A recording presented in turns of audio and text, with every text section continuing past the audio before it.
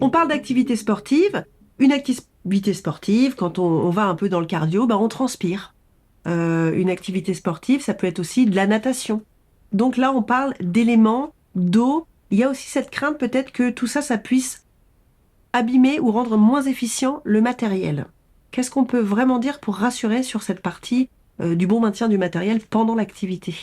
La mise à l'eau, principalement, je pense à la piscine, les spas, c'est toujours une crainte, mais l'appareillage, avant d'être commercialisé, il a été testé, on sait que ça fonctionne, il n'y a pas de raison. Je préconise aux personnes stomisées, c'est pas forcément aller de suite faire des longueurs.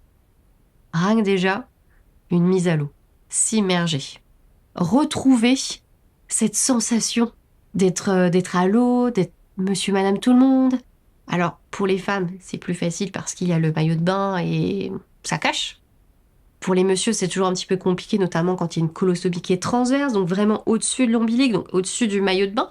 Je rebondis parce que vous parlez justement de ce maillot de bain chez les messieurs qui ne va pas jusqu'à la stomie quand elle est bien haute. C'est vrai qu'on repense là aux partenaires qui font notamment des accessoires de textile et qui permettent d'avoir parfois des ceintures.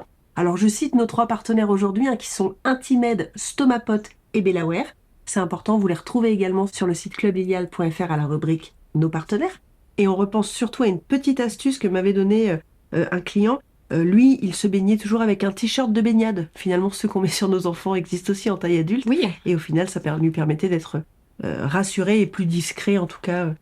Donc, toutes les piscines, il faut bien le vérifier, n'acceptent pas le t-shirt, mais ça peut être, en tout cas, une petite astuce.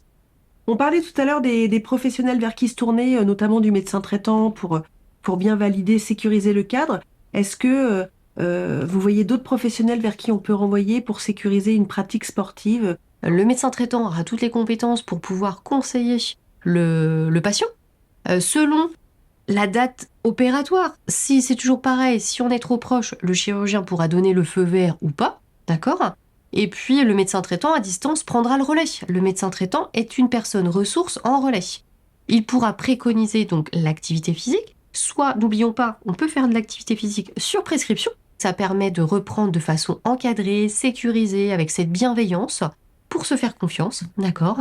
Et puis, vous pouvez aussi également faire du sport, donc soit auprès, encadré, quand on parle d'encadré, c'est avec un kinésithérapeute, d'accord? Un professeur d'activité physique et adaptée, les associations de patients, qui peuvent conseiller ou qui ont des partenariats pour proposer des activités qui parfois ne seraient pas du tout dirigées vers celle-ci.